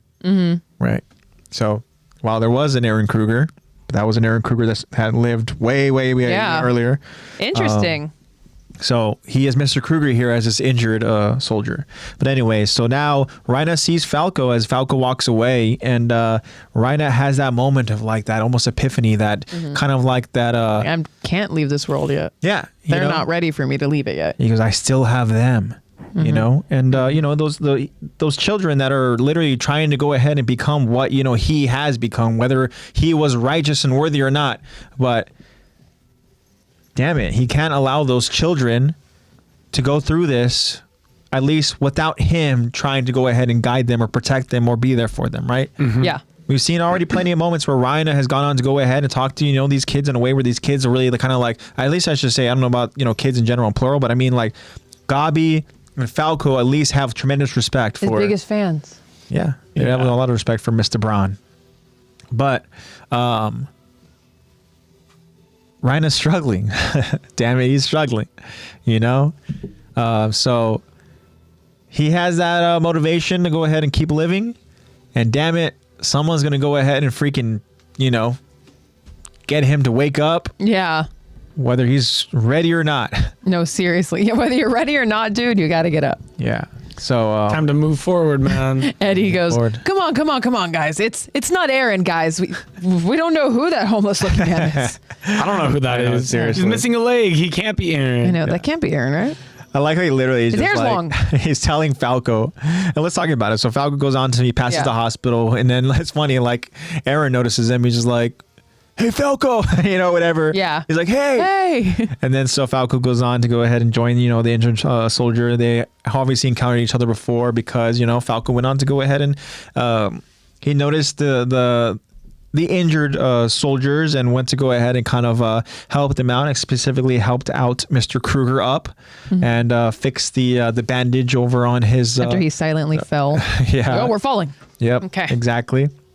So here he is encountering this individual again, and they share stories. I guess they go on. They're kind of seeing how each person's doing. The fact that Falco literally sees this injured soldier saying, "Hey," he didn't say anything before. Yeah. And so now Falco's like, "Hey, you must be feeling better. I mean, Dude, you must could talk. You must be recovering." And that's when. Getting to it now, Aaron's like, well, not really, but I'm not really psychologically wounded. Yeah, I was this lying. is for psychological. What does he say? Yeah, What's the he exact says words? that the place is treating for psychological wounds. Psychological wounds. Oh, The therapist. Yeah. So he goes on to say but mine are fake, right? yeah. But mine are. So the difference is you have Rhina, who is going full method, committed to go out there and becoming this character and trying to convince Rhina's every got the single person psychological that, wounds. no, guys, look, I got your back. I'm your big brother. I will help you guys out. And then the moment Aaron, gets kind of asked some questions, he's like, well, I'm not really psychologically wounded. Actually, I'm not even supposed to be here. Yeah. As a matter of fact, He's just telling Falco this in the broad open at the he's hospital. like, the reason why I'm here is just I don't want to go back home yet. He goes, I'm not ready to face my family yet. Fucking hate my parents. I don't want to go home. And then he's just like I really don't want to be with Mika, so she won't took leave away my she skibbity won't leave my toilet. side. like seriously, this guy isn't really like becoming like that, I don't know, just injured, you know, psychologically wounded soldier who's supposed to be playing the part. Yeah. He's kind of like, you know, I'm just taking in the scenery here. You know, I'm kind of wondering myself, like, why you guys all let it come down to this, you know, blah, blah, blah, and stuff, you know, like, Yeah. okay. Felt, Aaron. Fucking felt. The thing is, too, is like, even Falco, Falco's too, just sitting there like, bro, what? he's like confused, you know, when he finds out that one, like, you're not really like wounded, like, you're not really supposed to be here. Okay. What about your leg? I can grow that back. I know. You'll see. You'll see. As a matter of fact, I believe that part of the episode too, not that specific part. I don't know if it's exactly that specific part, but I do know there's a moment where the camera kind of pans to go ahead and show like Aaron's like injuries and stuff, you know. But so he continues on and he's like says again he's not ready to face his family yet, and are you going to report me?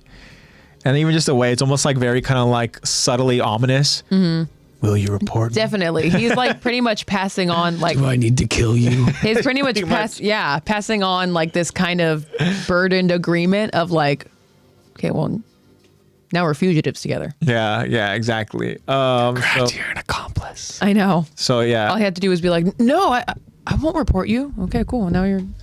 We're gonna get to Jacob's question. He put about him. Did he know it was actually Gabi? So here's the thing, right? So through their conversation here, you know, Are you gonna tell on me? he's like, It's what Jacob said.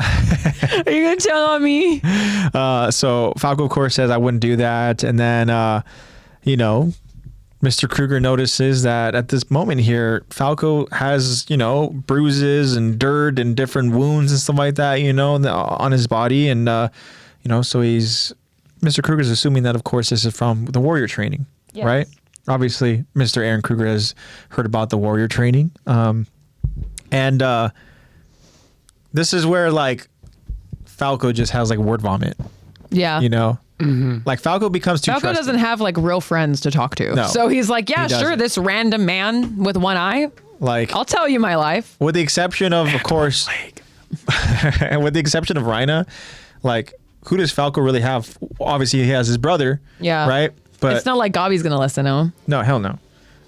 But yeah, he goes out there to explain to you know, Mr. Kruger that, like, you know, like, yeah, these wounds are from training, but it's pointless. He goes, I'm not going to go ahead and win it. As a matter of fact, you know, there's another person who is more deserving, and, you know, she's the one who's going to be chosen anyways. And then, you know, the funny part about it is, without even really knowing too much of this character, I should say Mr. Kruger knowing about Falco, even though Mr. Kruger knows all. Yeah. Mr. Kruger sees all. The way Aaron just looks up into the air, into the sky, and he's just like, I'm glad to hear it. You know? Yeah. He's literally just like, He's like pouring out. He's like, dude, I've been doing such a bad job. Like, it's pointless. I'm never going to get it. Good. yeah, literally. He's like, and? Oh, you get to live. Yeah. You know. As a matter of fact, he literally just says, you know, I hope you get to live a long life. You know? Yeah. It's kind of funny hearing his words from Aaron, because you I know. well, I should say you understand that there's some sort of, like, you know, underlining type, you know, like, Yeah, it's one of those things where it's Message. like, do you? I don't for sure know if he's sincere about like, I hope you get to live a long life. It might just be him speaking out loud. you know what I think? but- I think that Aaron being kind of like very truthful here, I think that he already knows what he's going to go through and what he's going to do. What he's gonna have to and I put think these he's people just through. hoping that Falco doesn't stand in his way and that Falco's able to avoid it. That's true. With the hopes that, 'Cause like, Falco is going to be a major key. I hope that you are away from everything. I hope that you survive. Yeah. I hope that you live a long life or whatever, you know? Yeah.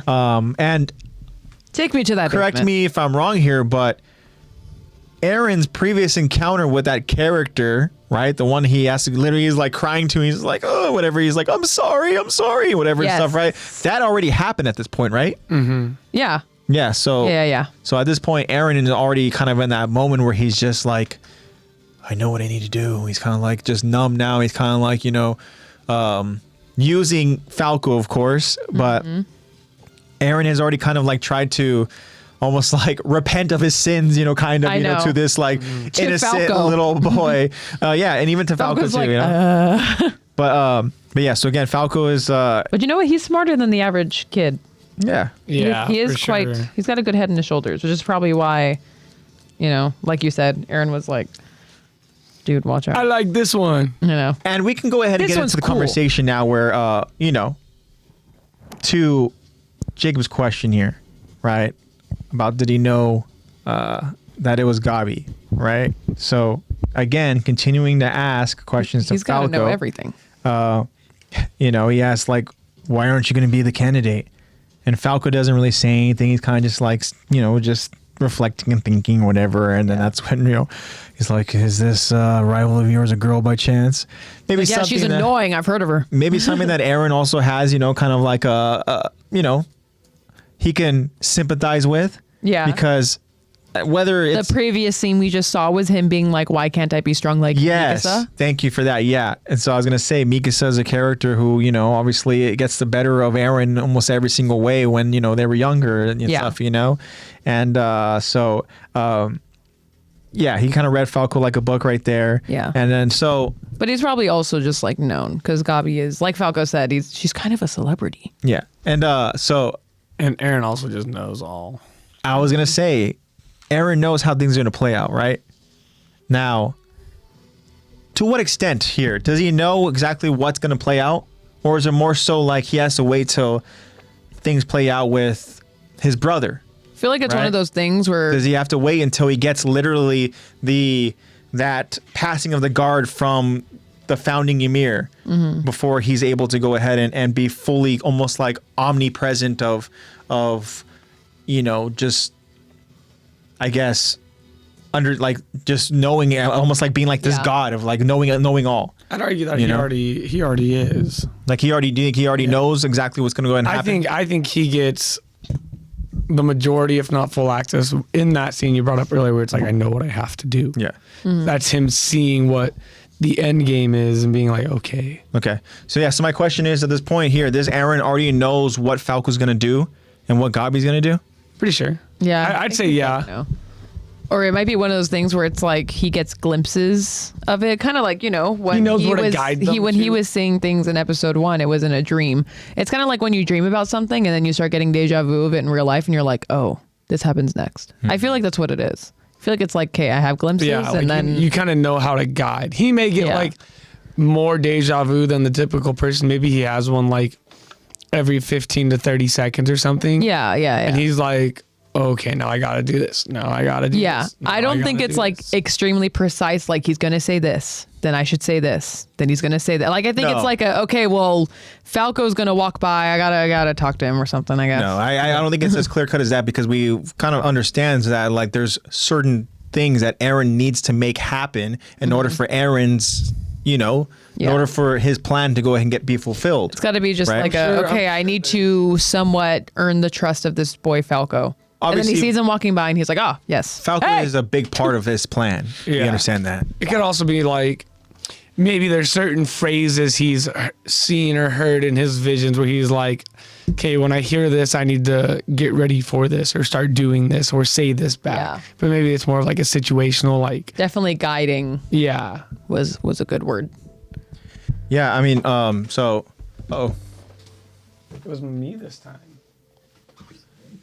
there we go. Whoa, but it wasn't a phone. I was gonna say, was it something I said, Aaron? I know, He's like, he knows too much.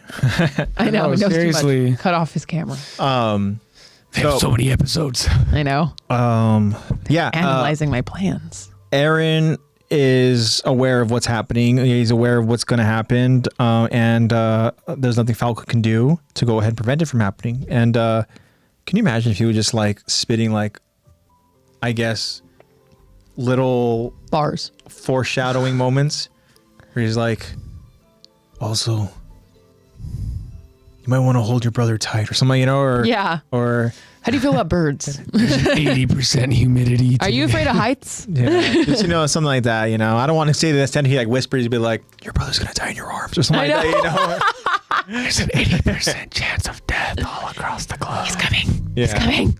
Yeah, he's I'm like, coming. I mean, He's pause. can you imagine if he did one of those things like how in movies where like almost like the person knows too much and they reveal it, and it's like one of those moments where Falco's like, yeah, there's this other candidate and stuff. Actually, I guess Aaron could get away with it, but I was gonna say like, yeah, it's just this other candidate, she's really famous, and then it's like Aaron just like says something along the lines of like, don't worry, you know what, I think you'll get it like over Gabi or something like that, whatever. And then like Falco's like, wait, I never told you her name or something, Yeah. But I guess it doesn't work in the sense of like what Falco literally says. He goes, Like, she's kinda well she's known. famous around here and stuff, It would be different if Aaron was like, yeah, well, Gabi's gonna take one of my friends, so I don't really like her. Yeah. that'd be What? She's a good shot. great. Yeah. Yeah, that would be gonna funny. kill who? If Aaron was like, I heard she's an excellent shot. Yeah. Seriously, breaking the fourth wall and stuff like that. Yeah. I don't like her. Yeah. When I hear her name, my neck twitches. I know. Oh man, I know. Seriously. Just But like making little references that Falco doesn't understand. that would be crazy though. Can you imagine if like for like season 4, every single bit of like Aaron's like lines are like foreshadowing, and like you can like decipher them into moments that happen later on. Like that'd be pretty cool for us as we go and we break down the episodes and stuff. Yeah. To be like, he's going to do that next week. Yeah, I'd love it if it was more like reactive. Like if he heard Gabi, he'd be like, just hearing the name, he's just like, Ew. Ew. here's Zeke, and he's like, someone needs to put a towel around him. Showing his ass everywhere. I know. You know he shaves. just spitting random fun facts. Fun fact: every time we come out of Titan form, it waxes our body head to toe. Yeah, we're waxed. But yeah, it would be cool. Brazilians. It'd be cool if like he even went on to go ahead and kind of hint at Falco becoming, a Titan or something, and whatnot. Yeah. One day you'll have wings and you'll soar too. Yeah, was like saying that. I was like, don't worry, you'll soar high. You'll be a great warrior. Hope you're not afraid of heights. Falco doesn't believe it. As a matter of fact, he says, there's not a damn thing I can do about it. Can't prevent it. It's going to be Gabi no matter what. And that's where now we get Aaron. Just kind of like venting here. Not venting per se, but like he's just now doing his younger Aaron monologuing. I mean, he's been silent for the past, the whole time he's been there. This is his first time talking. Yep. But No, he won't shut up. The yapper is flowing. he says, each day I've spent here, I've wondered, how did all these people let it come to this?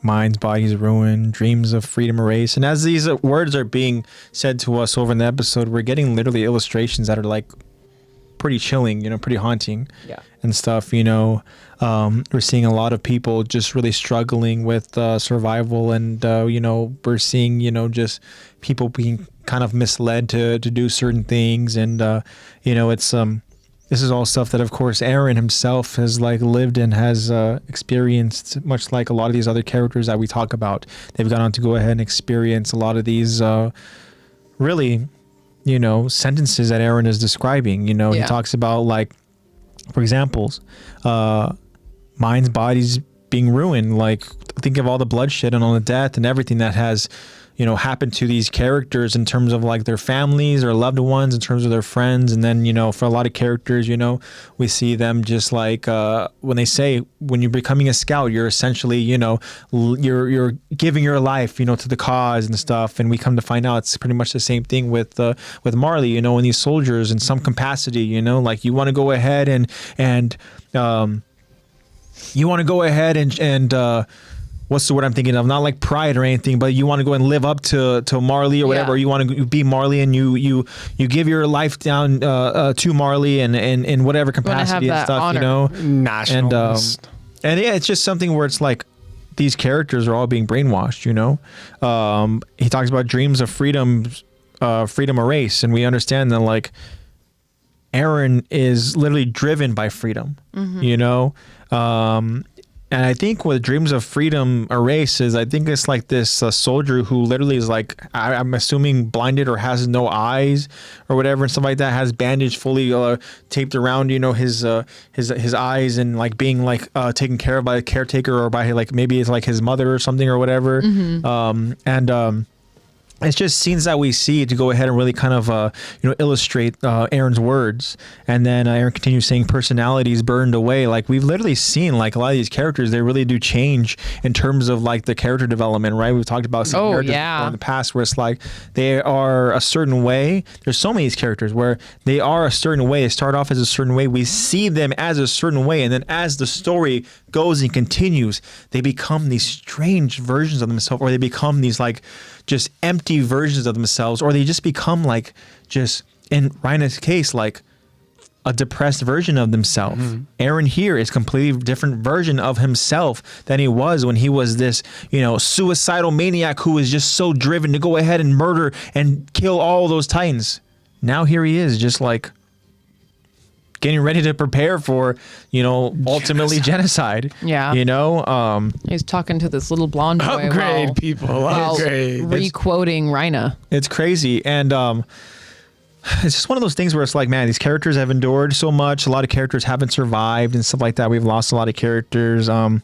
But Aaron continues saying that nobody would want to go to war if they knew what it would do to them. He says, it's not like we all jumped into that hell knowingly. Most of us were pushed. Again, kind of also tying into that his dad was just like, here, give me your arm. That brainwashing, that kind of like, forced ideology that a lot of these characters grow up having. And then he continues saying that some of us were pushed by other people. Some of us were pushed by the environments we grew up in. Yeah, him growing up believing that he was fodder living in a wall. Yeah. And was like, I want to liberate Titans. Yeah. And then, so this next sentence here, it says, so the few who do choose to jump into hell see it differently than the rest. Now, those are kind of chilling words to me because, again, we understand what this guy's going to do, right? So this person here, when he talks about here, the few that choose to jump into hell, right? And how they see things differently. Like, think about the characters who are willing to go ahead and just for the greater cause, do what's right for the greater cause. They're just all people who, I want to say, they like have the I don't want to say like they have the most traumatics of lives, but they definitely have something that drives them to be more passionate to find hope, and because of that passion, they're willing to go through hell. They have backbone, they have drive, and they have a plan. And they're like, trauma is definitely one of them, though. They're like driven by like craziness too, where like, whether it's a crazy dream, it's an obsession that they have, where it's pretty like much obsession to get what they is all it is just like Kenny has said before in season 2, 3. I think it was 3, where he was like, we're all addicted to something. Like we've all got our own vices. Seriously, vices. That's what he says. Yeah, pretty much. We've all got our own vice. So these characters, right, who Aaron is describing, in the cellar. Like, Commander Irvin is one of those characters who will most definitely jump into that hell, knowing that, or I should say, he will jump into that hell if he knows that it'll help him get that much closer to this obsession, right? For the truth. You have those characters where it's like you can maybe even throw somebody like Mikasa in there, where like she would 100% jump into that hell if Aaron did, like she's as crazy as Aaron is. Yeah, for the sake of her obsession and how she is connected to that whole storyline and stuff. There's other characters, of course, that come to mind. Obviously you have characters like, you could throw Zeke in there, right?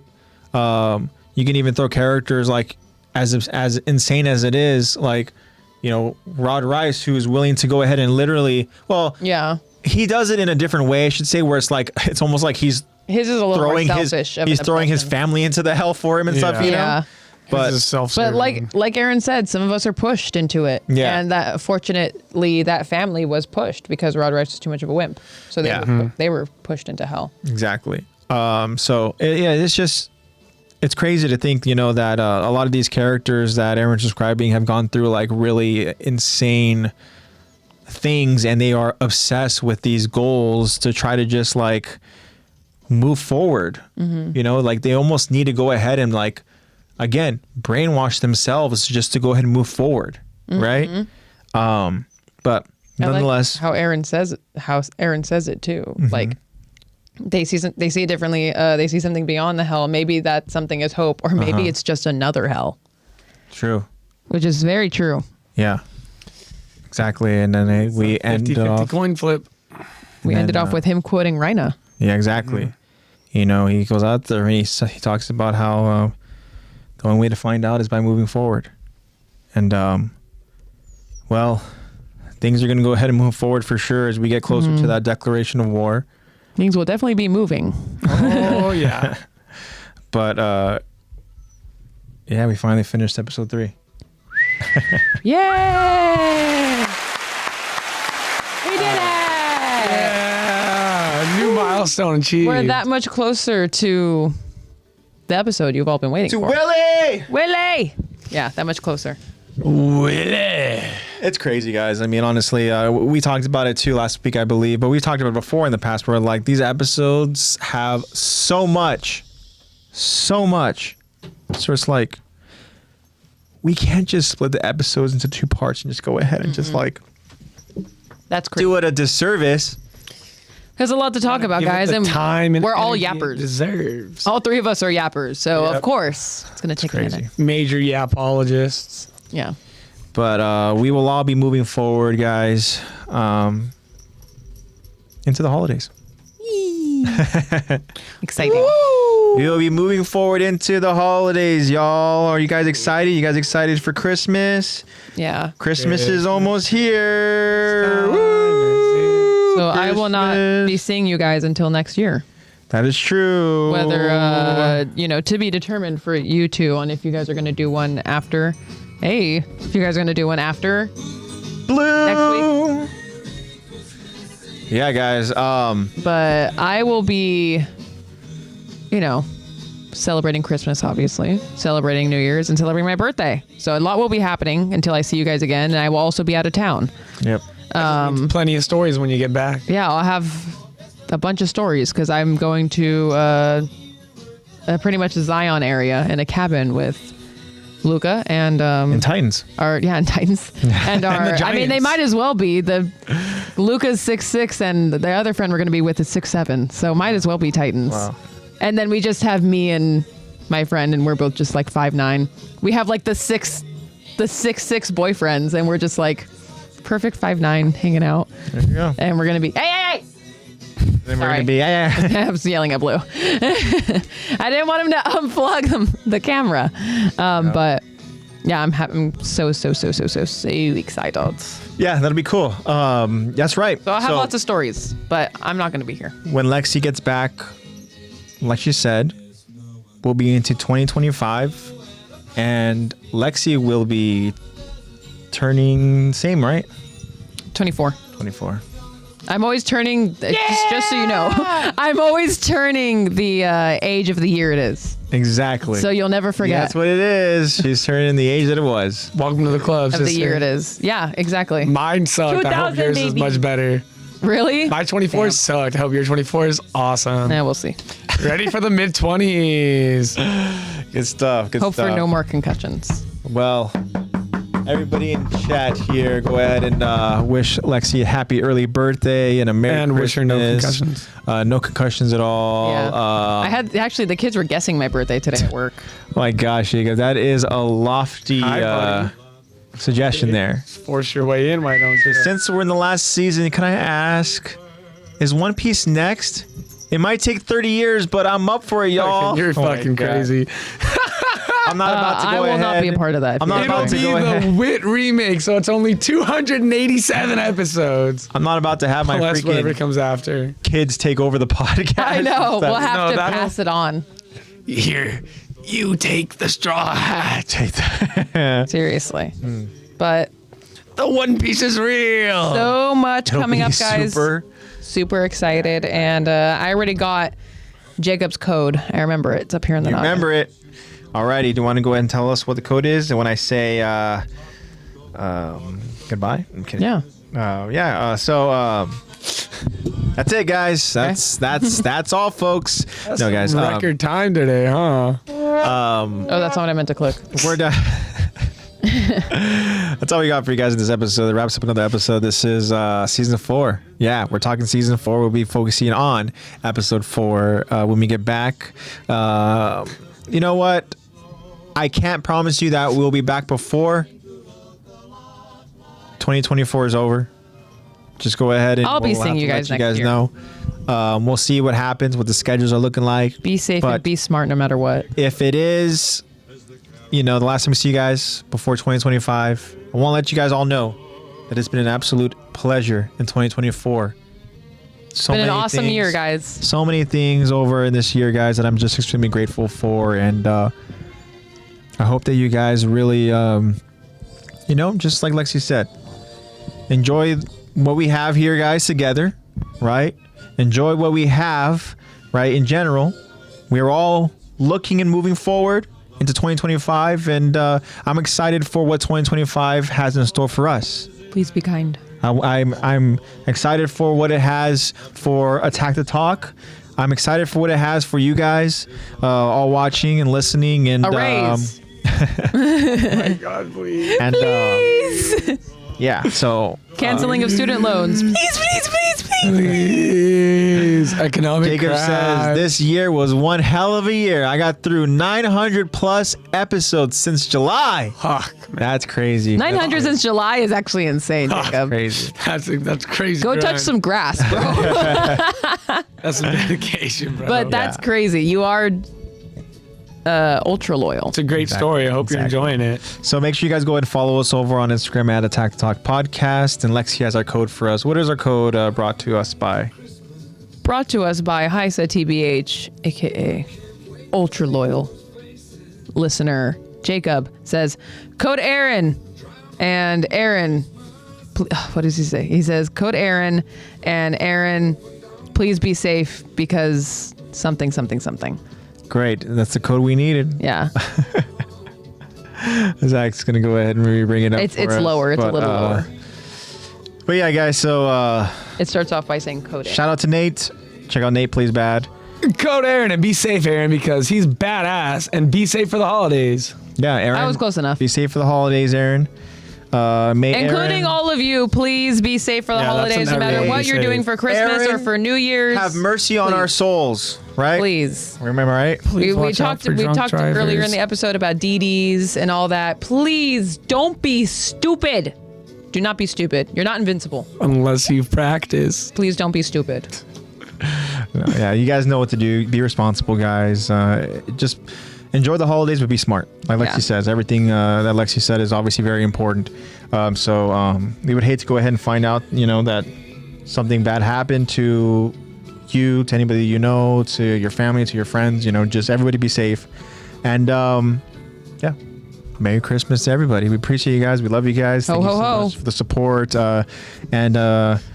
Don't sound too cheery now. Ho ho.